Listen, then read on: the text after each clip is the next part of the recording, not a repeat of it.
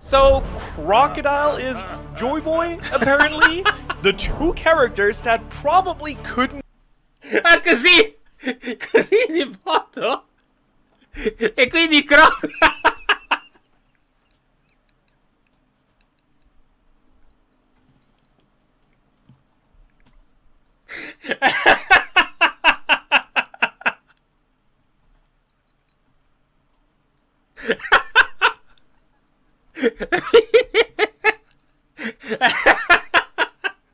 è finito il video.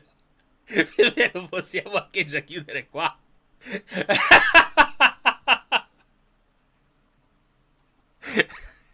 Ma 5 secondi così per me non c'è nient'altro da dire.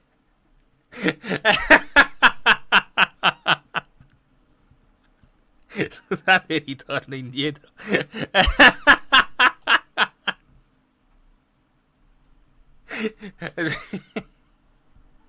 Grazie a Deviotto.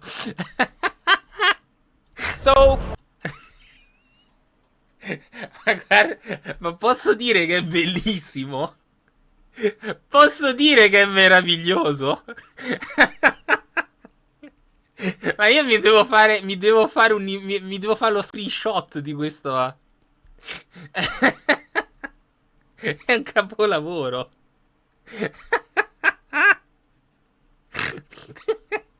È bellissimo. Io glieli invidio gli artisti che gli fanno queste cacate, perché lui paga, perché lui se lo può permettere, perché sono bellissimi, li vorrei anch'io. Degli artisti che mi fanno queste cagate così sui miei video stupidi.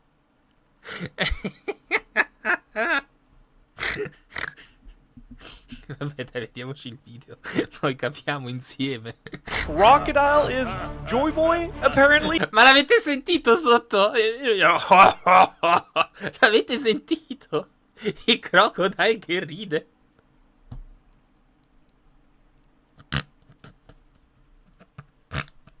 È bellissimo. È bellissimo. Sotto c'è Crocodile che ride. Scusate. Veramente, poi ce lo vediamo tutto. Ma già questi 5 secondi sono meravigliosi.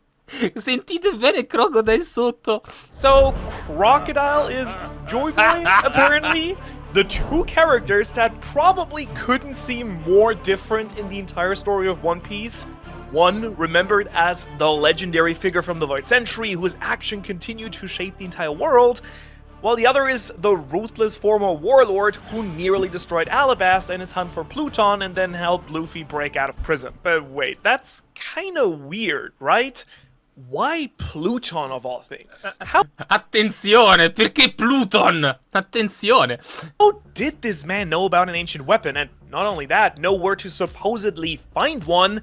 And why did Crocodile now return in such a big role in the final saga alongside Mihawk? Well, it turns out it might be a lot deeper than you think at first glance, potentially tying into the One Piece itself. Or, well, that's what someone thinks. A deleted user on Reddit to... Attenzione! Ha citato la fonte!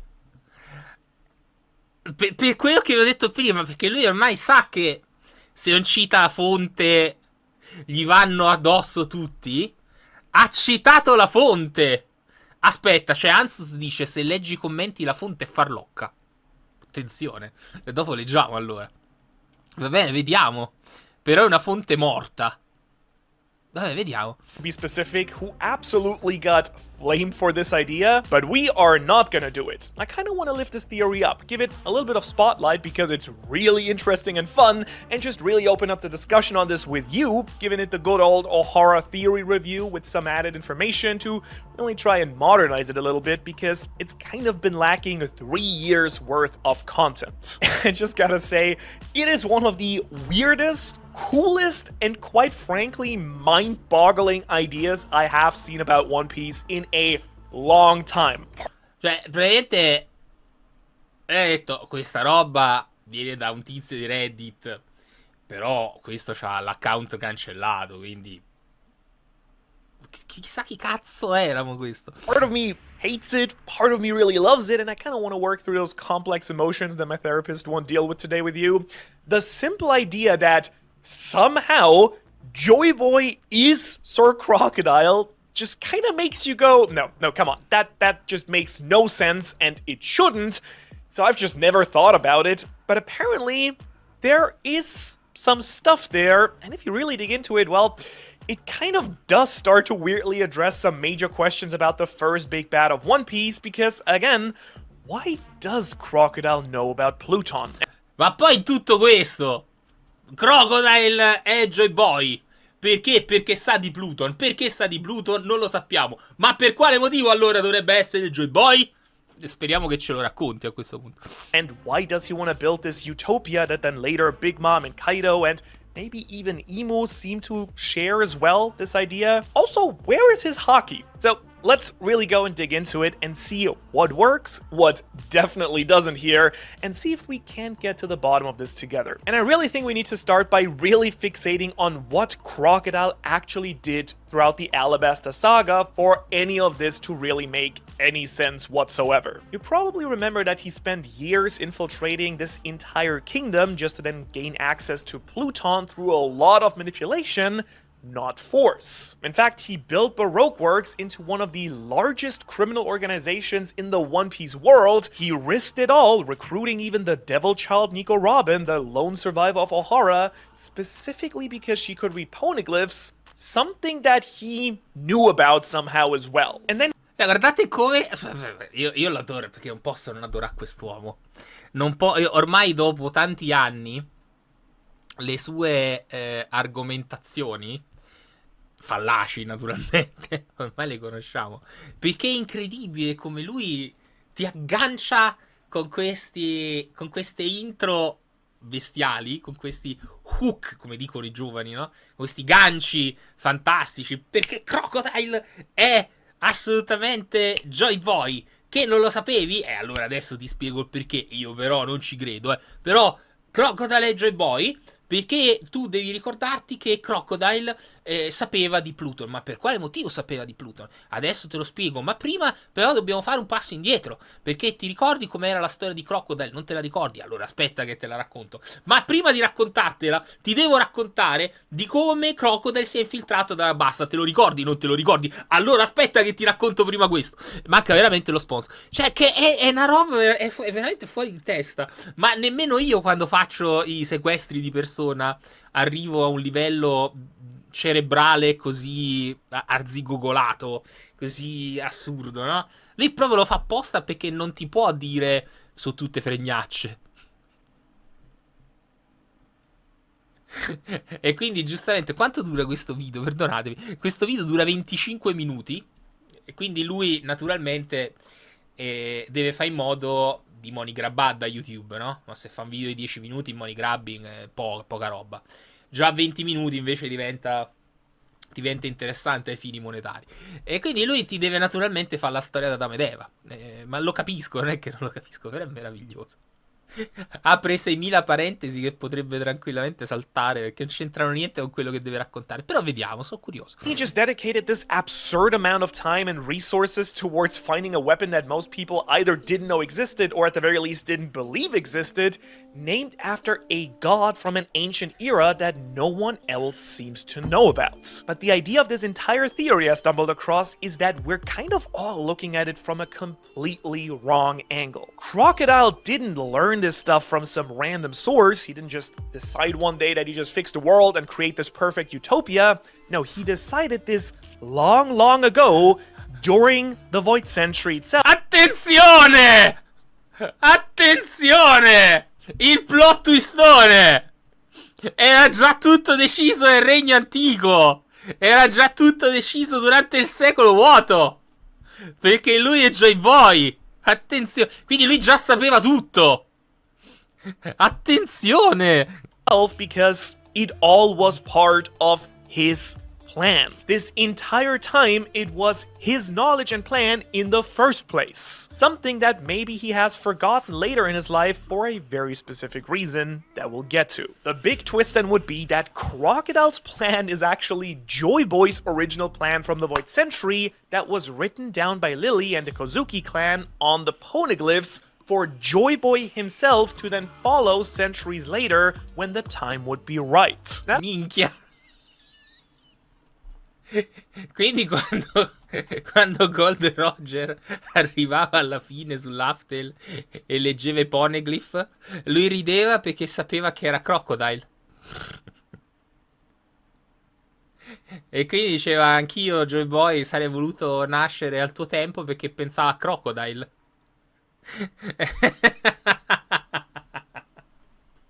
È bellissimo.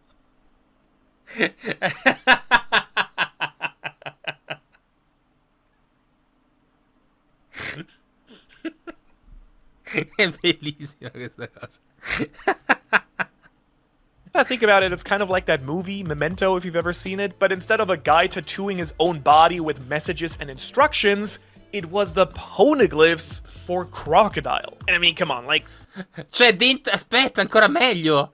Cioè, dentro... Allora, questo è meraviglioso. C'è Crocodile e Joyboy, che ha fatto il piano per il futuro, che lui si è dimenticato, quindi per ricordarsi il suo piano ha scritto i poneglyph. Quindi sui poneglyph c'è scritto tutto il piano originario di Crocodile, che però è Joyboy.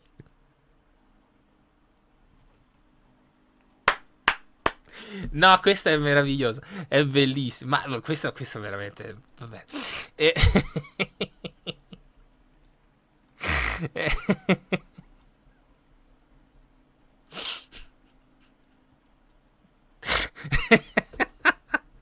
Ma poi come ha fatto a dimenticarsi tutto Crocodile? Questa è la vera domanda. The idea is kind of sick. I'm not gonna lie to you. È come... Scusate, poi veramente vediamo il video, mi fermo più. È come... Non so se vi ricordate, se avete mai letto, se l'avete mai visto, Le bizzarre avventure di Jojo. In Stone Ocean c'è a un certo punto, verso la fine della saga della prigione, proprio prima di scappare dalla prigione, Jolene e come si chiama il marmocchio, Emporio, si trovano davanti il capo carceriere del carcere, che ha uno stand particolare. Questo stand praticamente ti consente di ricordare solamente 3 cose.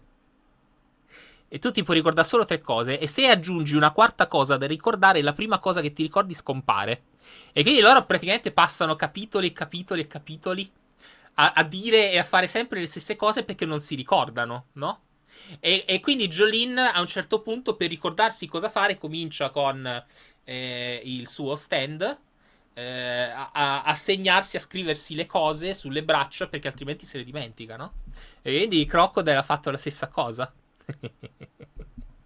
Che capolavoro, è veramente tutto bellissimo. Comunque grazie ad Enrico e grazie a Max Sigla, bentornati, grazie anche a P8, bentornato. I think it would be just absolutely metal as hell if this is how Joyboy planned to save the world.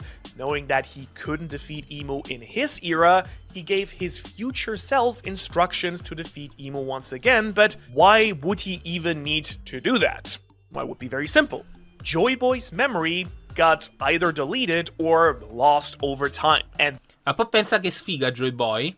Cioè Joyboy che vuole salvare il mondo e quindi scrive il piano sui poneglyph. Ma poi lo potrebbero leggere tutti il piano sui poneglyph, no? E poi lui perde la memoria e diventa cattivo.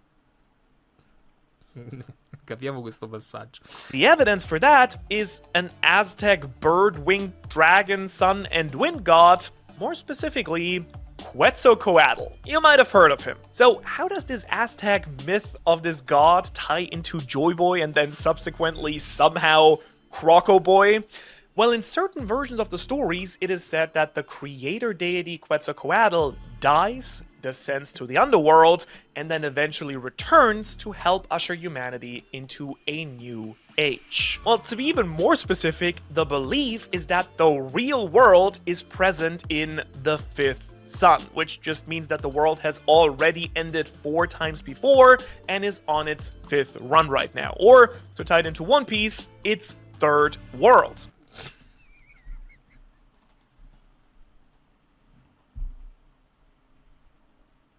È bellissimo. È bellissimo. È bellissimo! By the way, yeah, funnily enough, this theory actually predated chapter 1138 and the entire Harley text, and so they had no freaking idea that there were actually multiple eras of the One Piece world that had actually already ended before when they talked about this in their theory. Now, the real story is that Quetzalcoatl descends into the underworld, collecting the remains of the beings from the previous era, then gives his life to create humankind in the new world, which I kind of like because it could be used to explain why there are so many different races that share different characteristics. You know, all the weird ones running around the One Piece world. Humans, Oni, giants, ancient giants, minks. You could definitely make the case that a god was just kind of playing with all these dead parts and then just reassembling them to create the next key race of an era. But of course, that's all just speculation. Now that I think about it, you know, like, this actually kind of works pretty well because Joyboy is not only connected to all of these races, but also to death itself in a few very specific key ways. I mean, remember that that's exactly how Gear 5 was awakened to begin with? Luffy died and then came back to life with the Drums of Liberation in his Gear 5 form, and is directly called Joyboy moments later by Zunisha. Now, kind of depressingly, this kind of makes me think that Oda's suggesting that the greatest freedom itself might be death. E io su questo in realtà sono d'accordo. Alla fine sarebbe, ma questa è una cosa che abbiamo detto da anni, il finale perfetto di One Piece è Luffy che muore, perché ormai l'ultima avventura che gli rimane è solamente la morte. Che poi, non è che ce lo siamo inventati noi che siamo degli illuminati. È una delle frasi secondo me più belle. Non so se avete mai visto il film Hook, Capitano Uncino, no? Quando Robin Williams si ricorda di essere effettivamente Peter Pan e va a combattere Capitano Uncino alla battaglia finale, Capitano Uncino glielo dice. Dice, l'ultima avventura che ti rimane è la morte. E questa cosa qua con Luffy proprio si sposa benissimo. L'ultima avventura che gli resta è la morte, è solo quello. Quindi qua Ohara secondo me c'ha ragione. L'avventura definitiva finale è quella tombale. Capiamo. Sì, quello di Spielberg, esattamente, Pietro. But that's probably a conversation for another day with my therapist. What's more important here is that we can also... E siamo già a seconda battuta con il terapista, Ohara ci sta dicendo implicitamente qualcosa. Ci sta suggerendo che ormai quelli che leggono e seguono One Piece sono pazzi, oppure quelli che seguono lui sono pazzi e anche lui ha bisogno del terapista. Ma soprattutto, voi avete bisogno del terapista come Ohara? Scrivetelo nei commenti e noi siamo qui per aiutarvi. Directly connect death to Joyboy. And yes, in good theory fashion, in this theory, a connection to mythology is also being made, which we really like here. I can't even blame the guy. I have made theories about old Coatl Boy here before, normally in regards to Monkey D. Dragon, funnily, but I can rock with it being tied to Joyboy, especially because we see depictions of Quetzalcoatl in Skypiea. Cioè, Mattia dice che i video di Ohara sono un chiaro grido d'aiuto, avremmo dovuto capirlo 15 anni fa, ma Ohara lo ha capito meglio perché con i soldi che noi gli abbiamo dato in tutti questi anni, a furia di vedere gli advertisement sui suoi video, il terapista suo si è già fatto 2 case, 2. Quindi noi lo abbiamo già aiutato abbastanza a questo cristiano. Nel frattempo questo è veramente un frame stupendo e grazie anche a Subestia per essere ritornato. Yeah, that's right. I mean, you probably realize that these were kind of like Aztec depictions here or like Southern American, but they're not like inspired. These are literal one-to-one panels depicting the statues of this deity in our real world in One Piece. During the same arc, of course, that we first learn about the 4 gods right after Alabasta, which is of course Crocodile's arc. As you know, myth is just easily the clearest inspiration that Oda uses in the story. I mean, right now we're seeing a lot of Norse mythology playing a huge role in Elbaf.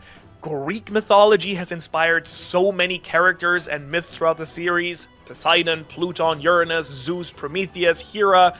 Right, it is, you kind of get the vibe, right? Now, what's suggested by the theory, though, is that Joyboy dies at the end of the Void Century, the ancient kingdom ends, and then somehow, some way, the original sun god Nika goes revives him, creating the Nika fruit in the process. Then Joyboy consumes the fruit, dies again at the hands of Imu, and then needs to get revived again, but since the fruit's been tied to his body and it's gone, well, they then had to revive him a different way. And that's then the point where one of the biggest mechanics in this theory enters the picture, the Ope Ope no Mi's perennial youth surgery. And you know, like usually when we talk about it, we kind of tend to think of this as like this very simple thing. An Ope Ope no Mi user performs the surgery, sacrifices their own life, and then grants another person eternal youth. There you go. But this idea truly puts everything into the idea that it does not work this way at all. Instead, maybe the perennial youth operation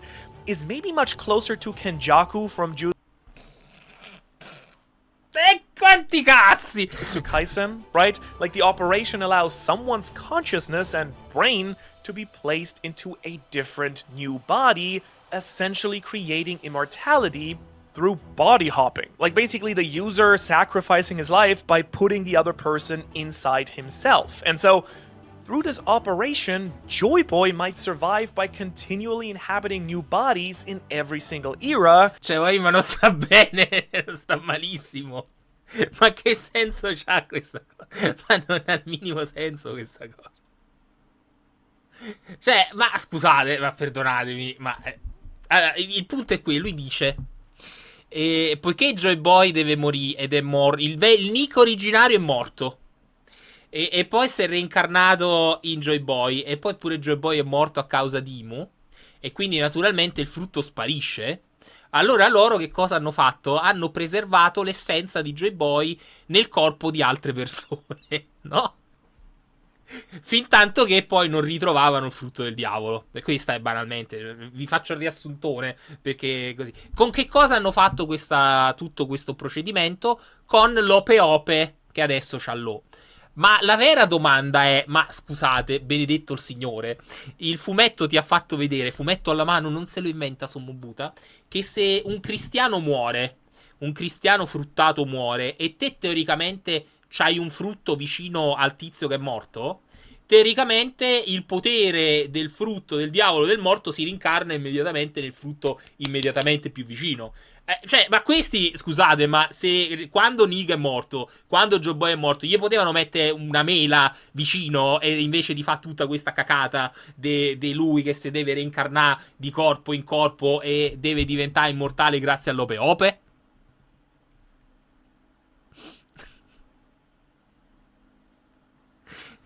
Comunque c'è un livello c'è un livello di fantasia che è veramente incredibile. Io rimango sempre veramente affascinato da queste cose. Cioè ci vuole proprio una creatività assoluta. Boh.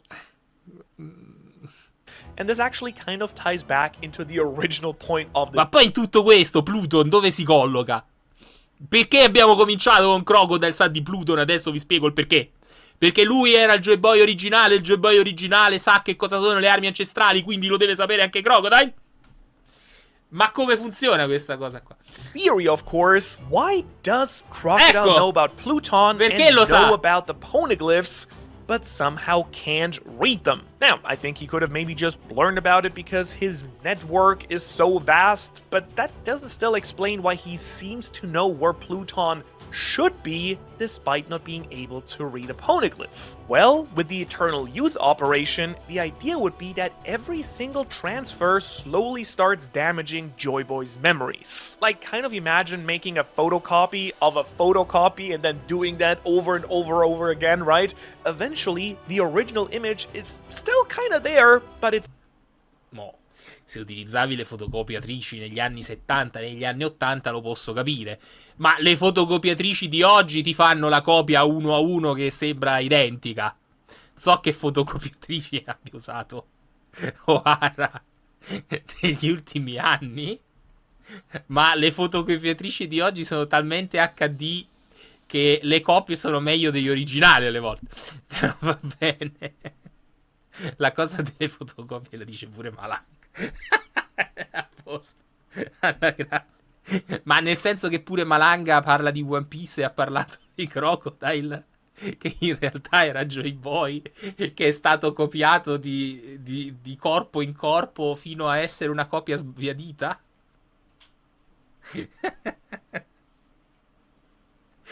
Dove sta il video di Malanga che parla di One Piece? Lo voglio vedere subito, adesso, immediatamente. Grazie Andrendra, bentornato. It's faded and really hard to read the details. Smaller details disappear first, and then entire sections kind of start become impossible to make out, and instead of remembering where Pluton is, he only now remembers that Pluton exists and that it's somehow really important, instead of remembering his own goal, the people involved, and the way to do it. He just kind of remembers that he wants to build a utopia alongside his organization and that Pluton is somehow important for it. And just to be completely honest with you, I personally actually freaking love this part of the theory because it would actually potentially explain another immortal character whose memory seems to be, let's say, a little bit foggy. Emu, right? Emu is calling figures by different names all the time. Nika, Nidhogg, Luffy, Loki, Zebek, Davy Jones. He's kind of really struggling to name drop the right person. Cioè, mo se ne esce pure Musama, è una copia di copia di copia, perché non si ricorda le persone, perché le confonde. And that totally does line up if he himself is also hopping bodies, and his memory keeps being more fuzzy and fading slowly as well. My little suggestion that I think would give this theory a much greater purpose is that the Forbidden Sun helps doing this. Somehow the Mother Flame can counteract the memory loss and is essential to stay immortal without, like, these repercussions. That might very well explain why... Ma perché? Ma che senso ha così? Ma che c'entra? Ma... È meraviglioso. Ma perché? There was entire wars fought over this technology, and Emu's seeking to recreate it right now. Like, he might need it to not only stay alive, but just stay himself after all these hundreds and thousands of years. And you probably already caught on to this, but it of course would also really nicely explain a bunch of small details about Crocodile's design that stand out in a very weird and specific way. For starters, Crocodile's weird facial... No!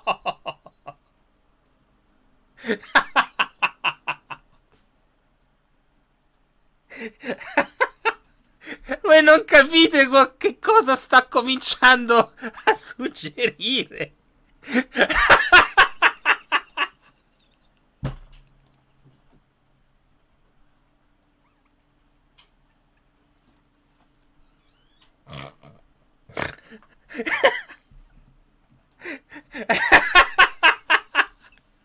Cioè, lui sta dicendo che è veramente come dentro Jujutsu Kaisen, come Kanjaku, che quando trasferisce il suo cervello dentro, praticamente taglia la testa e poi le ricuce.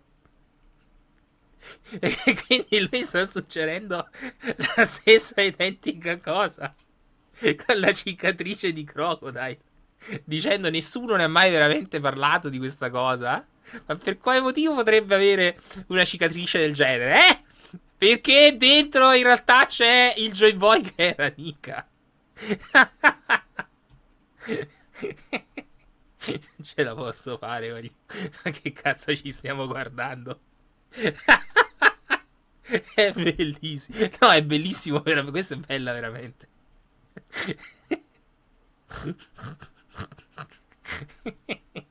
Scar, right? For example, that has almost always been assumed to be a wound inflicted on him by Whitebeard, especially after their really salty interaction during Marineford, but probably because the original poster loved JJK, he suggests... Non esisteva Jujutsu Kaisen quando è uscito Crocodile.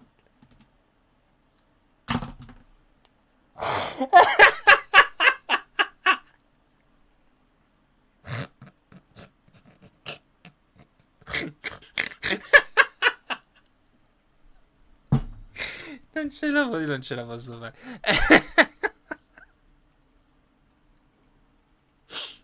Lo sapevo che diceva questa cosa. Lo sapevo che diceva questa cosa. guessed it, that it's the same deal as the head scar on Kenjaku, just a little bit higher up, right?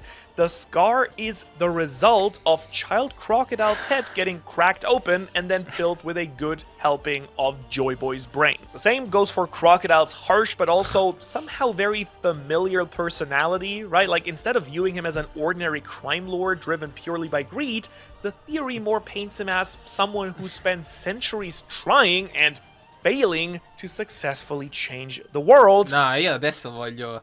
Io non posso vivere... Non posso più vivere la mia vita se prima della fine di One Piece non vedo Crocodile che si toglie i punti dalla faccia e si apre la testa e dentro c'è un cervello parlante e quello è il vero Joyboy. Io non posso più vivere senza questa storia.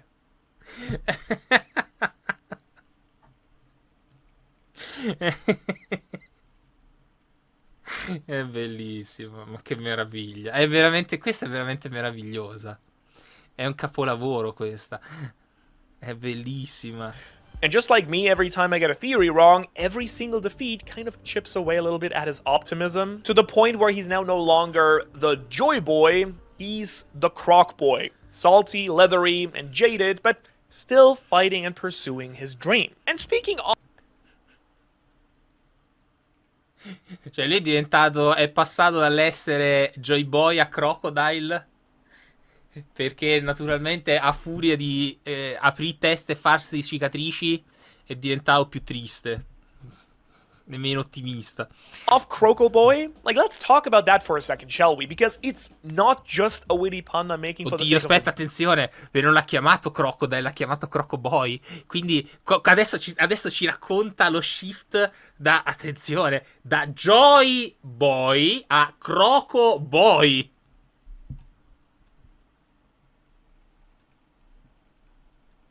Ascoltiamolo per bene. Video, it is something from the show. Like, this is what Ivankov calls Crocodile during the events of Impel Down when it's revealed that Eva knows Crocodile's dark secrets, right? Now, if you're a theory head, you know, of course, that this interaction is one of the key pieces of evidence for the best theory in One Piece, Croco Mom. You know, the theory that says that Crocodile is Luffy's mom, and Ivankov did a whole hormone gender switch operation on Crocodile to turn him into a man after he gave birth to Luffy. And sadly, we're not going to talk about that one today. Instead, we're going to talk about Ivankov actually knowing a secret that Crocodile has and not sharing it. And what else could that secret be if it's not Crocodile being a woman originally? Well, it could be that Ivankov knows Crocodile is Joyboy. A very tongue-in-cheek way by... Perché lo chiama Crocoboy? Perché prima era Joyboy? Fantastico, era bellissimo, è un capolavoro questo video. Oda of revealing it in plain sight by her calling him Crocoboy before saying that, like, they know about his secrets. Like, yeah, a very crazy idea at first, but remember who Ivankov actually spends all their time with. Kuma, the priest of Nika, Dragon, the man who's trying to destroy Imu. I mean, Ivankov is in a key position to actually do know some of the parts of the true history of the world, and we already know that they absolutely do, because in case you forgot, somehow they were the person to originally suggest that Imu used the perennial youth operation, because Ivankov knew that Nerona Imu was one of the original 20 kings. Somehow. Like, that's something that apparently Dragon didn't even know. So, who's to say that in a past life, Crocodile here wasn't a former revolutionary trying to make a change, and then brain swap time happened and Joyboy went into Crocodile. Crocodile may have decided to try a new path, and now Ivankov is entrusted knowing that Joyboy's consciousness lives on inside of him. Also,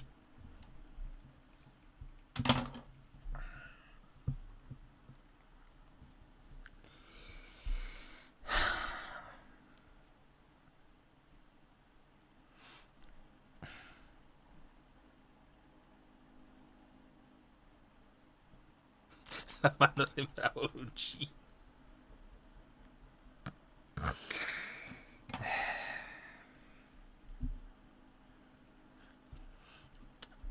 Ma io ho una domanda seria. Ma perché non scrivono un fumetto? Non fanno... non fanno qualcosa con questa loro fantasia. Ma perché non si mettono a inventarsi una storia loro? E secondo me gli uscirebbe pure bene. No, neanche questo non è neanche Fanta One Piece. Questo. Siamo proprio dalle parti di universi alternativi dove ci raccontiamo. Perché veramente io rimango proprio affascinatissimo dalla complessità della narrazione inventata di queste fanfiction. A me non mi verrebbe mai in mente una roba del genere. Mai nella vita. Capolavoro. Just like, how crazy would it be if that was the case and he was still somehow Luffy's mom from a former life? Like, totally the entire, like, Yuji situation there. And honestly, it would, like, really break my brain, so maybe that shouldn't happen, but I just wanted to throw it out there because, hey, we're being crazy today anyways. But you know what should happen? You should check out Lulusia, my new second secret One Piece channel. Like, I know it's a little bit random. Attenzione! Ha fatto il canale YouTube segreto intitolato Lulusia. Attenzione. Having another One Piece channel, but this one is mostly theories and just talking about what's going on in the story right now, and I kind of wanted to play. Perché pure lui ha visto che ormai YouTube non funziona più, quindi ha detto fammi fare un canale nuovo su cui posso monigrabbare doppiamente, così su questo canale continuo a fare le teorie zozze, su quell'altro invece magari racconto cose come si deve. È meraviglioso. Place for more explainer videos and like evergreen stuff that doesn't really seem to fit super well on this channel anymore. And if you enjoy explainers and like some... Cioè lui è arrivato al punto in cui sa benissimo, grazie a Corazon, che i video teoria sono fanfiction e che quindi lui quando evidentemente prova a fare video analisi sui capitoli di One Piece non lo prendono sul serio, perché dico vabbè ma te sei quello che dice Fregnaccio, non puoi raccontare le cose serie di One Piece, quindi ha dovuto fare il canale verticale solo sulle analisi serie di One Piece perché sul canale di Wara non andavano più bene. Internet è un mondo bellissimo. Purely fact-based videos and want to refresh your knowledge on some of key parts of the series, maybe for your personal theorizing, go check it out. Named after another island destroyed by Emu, Lulusia. Link below, but that being said, I'm not done with Crocodile Rock just yet, because I think there's actually another direct connection between Crocodile and Joyboy in mythology that would really help bolster this argument even more. Hands down, it's easily my favorite piece of evidence from this entire theory, and at the very least for me, it's really cemented in that there may be some tie between Crocodile and Joyboy, even if all the rest of this is wrong. So, Manu, what's that crazy piece of evidence? Well, I'd like to introduce you to Sobek Ra, a form of the Egyptian crocodile god Sobek that is merged with Ra, the sun deity of Egyptian mythology. In later iterations of Egyptian mythology, there seems to be a suggestion that Sobek is an aspect of Ra and or the same being. And seeing as Crocodile was introduced in Alabasta, by the way, the first location in One Piece also to fly the Joyboy flag, but it's also like the Egyptian-themed island of One Piece and all the other stuff that we've discussed that this theory points out, I kind of dig the idea. Like a mythological example of a crocodile god who was his own, but then later became an incarnation of the sun god Ra. Ra, I don't know how to pronounce it properly. Like, it would perfectly parallel the key idea of this theory, in which the former sun god Joyboy later inhabits Crocodile's body. Avete capito cosa ha tirato fuori per legittimare il fatto che Nika Joyboy si è incarnato in Crocodile? Ma avete capito che cazzo ha tirato fuori questo? Ha tirato fuori Sobek e Ra. È bellissimo. È bellissimo. È bellissimo. Which would also then give some extra precedent to the fact that the young Crocodile doesn't have the face scar. What I would mean basically is that Crocodile at some point was still his own person who was then later used as the new vessel for Joyboy. Something we kind of think Emu might be doing already anyways, right? So hopefully you're kind of seeing the vision of the entire theory now. You don't have to agree with it. Honestly, I don't really at this point, but there is something here that I think is really fascinating and exciting. At least it kind of feels like it. Like there's some connection. E poi perché mette il gatto quando... Like some grand connection between Joyboy, Crocodile, and Pluton. So maybe we just need to dig into Pluton more, and maybe that'll help connect everything much more smoothly. Because this theory also connects Pluton to the underworld, acting as a ship that might be able to travel between the ocean and the abyss, the underworld itself. Something that once I actually thought about it and spent some time like looking deeper into it actually works way better than the original post even ever suggested, because tying the warship of doom Pluton to the underworld is actually like super easy, right? It is directly named after Pluto, the Roman god of the underworld. Boom shakalaka, the tie is right there. But when we actually take a look at the theory as a whole, as a package, the suggestion then becomes that our Quetzalcoatl figure, Joyboy, Nika, or whatever incarnation, uses Pluton to maneuver the abyss to get the remains from the previous world and thus reshape the next one. And so if the goal is to bring a new dawn, then Crocodile searching for Pluton suddenly shifts to be this almost heroic goal of finding his boat in the underworld so that he can bring the new dawn, which he failed last time. But that being said, there is a little bit of a hiccup here too, something that's a little bit suspicious that I think I might have cracked. We, the readers, know of course that Pluton is not in Alabasta like Crocodile originally thought. So why would he even ever have thought that it might have been there? Well, what if that's where Pluton was originally supposed to be? Well, Lily, the original ruler from Alabasta, and the others may have just moved it, giving him a map, but to really set sail, you might need to do it in Alabasta, which is why Crocoboy was so confident it should be here. And again, that actually ties in directly to the whole Sobek Ra Crocodile Sun God stuff, because you know who used a boat to sail in the underworld? Ra! If Crocodile is actually meant to parallel Sobek Ra, this idea absolutely fucking slaps. In Egyptian mythology,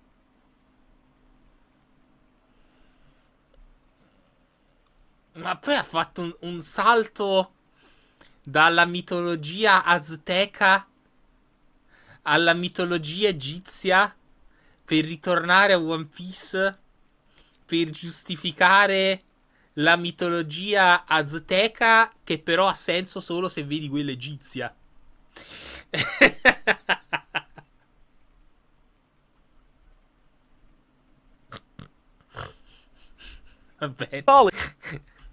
every single night, Ra, the sun god, boards the solar bark, a large boat that sails through the underworld, before then rising again at dawn, completing an endless cycle of death and rebirth. This would then explain why Crocodile, out of all characters, was so obsessed with Pluton. He doesn't seem to care about anything else but Pluton. He wants his damn boat so he can sail into the underworld and claim the One Piece. And so his Baroque works were created to help him get his bark back. Now, just to be clear, better than anyone, because I'm guilty of this all the time, I'm very much aware of the dangers of how this theory, constructs its evidence. Because mythology mapping can kind of become this bottomless pit, an abyss, if you will, because you can kind of make almost anything fit if you just really squint hard enough and drink 3 coffees, which I haven't done today. I've had 4. But I do think that the broad connection is undoubtedly interesting. The Aztec myth site here gives us multiple destroyed worlds, a god descending into the underworld, the remains of the past being used to create a new future, and a divine figure tied to wind, sun, serpents, and rebirth. One Piece now has multiple eras too. A sun god, buried civilizations used to develop new tech in the modern era, world-ending floods, and depictions of all these gods. So let's now move forward and discuss a little bit a glaring point of this theory that I think is really incredible. As we learned recently, Joyboy has just incredibly freaking strong Haki. Everyone talks about it at the end of Eket Island. Where is it? Crocodile somehow doesn't seem to have particularly great control over Haki. Why would that be? Why does this absolute powerhouse in the Grand Line of all places, a warlord of the sea, not have any Haki, but the next big villain NL does. Well, I... Capiamo. Se Crocodile è Joyboy, perché non c'ha l'Haki di Joyboy? Adesso vediamo la grande risposta del maestro Hara. do think that we saw why at the end of Egghead Island. Because Joyboy, remember, tied a rope Ma on his vaffanculo! greatest Haki Ma- and stored it inside MF. No, dai, no.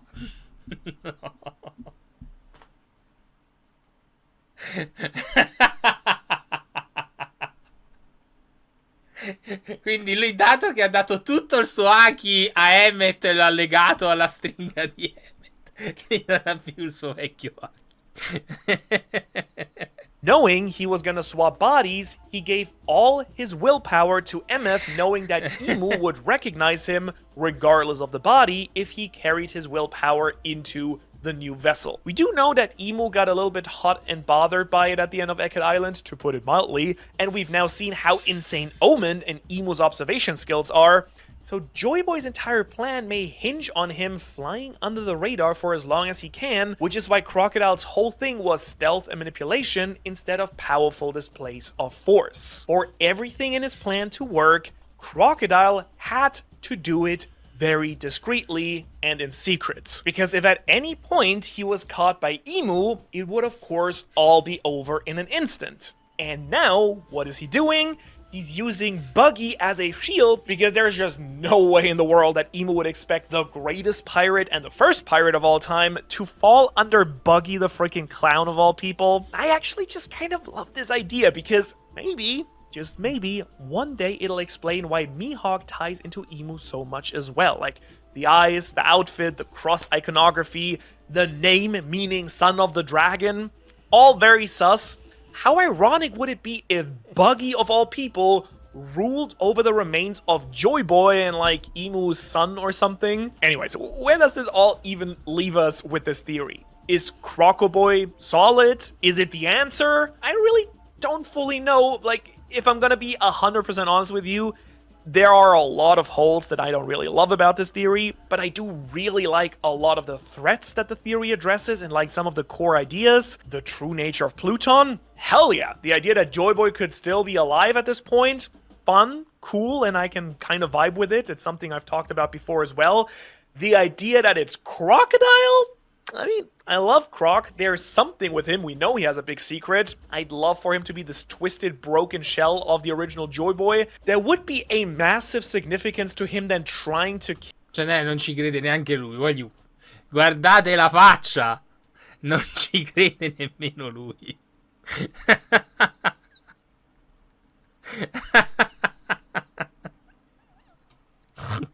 kill Luffy as a result. He could have been trying to awaken the Nika power, or he could have been trying to reclaim his powers from Luffy so that he could complete his own mission. It also gives a whole new amount of context to Crocodile than making fun of Luffy for not having mastered his devil fruit powers, if deep down he knows what it's actually capable of, because it was his devil fruit originally. And of course, there's the entire thing of him protecting Luffy at Marineford. But I really believe that at the end of the day, it doesn't even matter if Joyboy's Crocodile or not, because what really matters is uncovering the voice of all things and the entire One Piece power system tied to it, because the key power in the series is still a mystery, or should I say was a mystery, until we solved it. I think, hopefully. So, if you want to see how that works, go check out this video. Otherwise, thanks for watching. Thanks so much to all of our fantastic Patreons. And I will hopefully see you in the next video on Sunday. Until then, have a fantastic remaining week.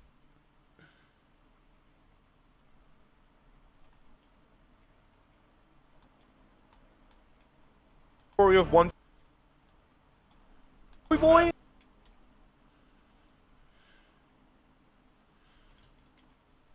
Guardate quanta gente lo supporta, c'è speranza per tutti. Vorrei poter dire di avere lo stesso Patreon di Ohara, ma purtroppo non è così. No, comunque è sempre bellissimo. È proprio ormai... Io credo che lui sappia benissimo che chi vuole vedere i suoi video vuole vedere le minchiate. Vuole vedere le minchiate. È fantastico, io lo adoro. Almeno una volta ogni 3-4 mesi un video di Ohara si deve vedere, perché ti rinfranca lo spirito. Oggi è stata una giornata dura, difficile, caldissima, proprio pesante. E adesso non so voi, però, cioè, nonostante le vaccate, io mi sento. Questo video mi ha fatto felice. Ecco, rispetto alle altre teorie che ti annullano il cervello e basta, questo mi ha proprio divertito. È stato proprio divertente da vedere. È proprio stato bello. Anzi, adesso dico una cosa, mi dispiace molto. Perché questo andava visto con Gabriele, con Giorgio e con i due Alessandri. Anche se però io penso che forse tranne Alessandro De Concini, gli altri non lo avrebbero apprezzato appieno. Perché per apprezzare questo video devi conoscere Jujutsu Kaisen. Perché se Jujutsu Kaisen non lo hai letto o non lo hai visto, questo video secondo me non ne apprezzi la filosofia di fondo di questo video. Non ne apprezzi la sottigliezza di questo video. Se però invece Jujutsu Kaisen l'hai letto o lo hai visto, e allora si svolta la faccenda. Io non l'ho mai letto, ma ho capito il collegamento. Vado da cultura. No, vabbè, ma perché HB si capisce. Poi siamo fermati, l'abbiamo spiegato al volo. Però se hai letto Jujutsu Kaisen, perché lui ha fatto delle battute, io non mi sono fermato per non spoilerare. Perché lui ha fatto un paio di battute che, se mi soffermavo a spiegare, spoileravo un paio di colpi di scena grossi. Che poi veramente in Jujutsu Kaisen di colpi di scena grossi ce ne sono 4. Ohara ne ha spoilerati 2. E se voi non avete letto Jujutsu Kaisen e non sapete di che si parla, non lo sapete. Ma se Jujutsu Kaisen l'avete letto, lui ha spoilerato 2 cose grosse dentro questo video, proprio grosse, grosse, grosse. E una non è neanche quella di Kanjaku. Ne ha spoilerata una grossa, grossa, in passant, come se niente fosse. E io non mi sono fermato a dire perché questo, quello, guarda, guarda. Ho detto meglio di no, lasciamo stare. Non so se preferisco i video di Ohara o le conferenze stampa di Trump. Siamo lì.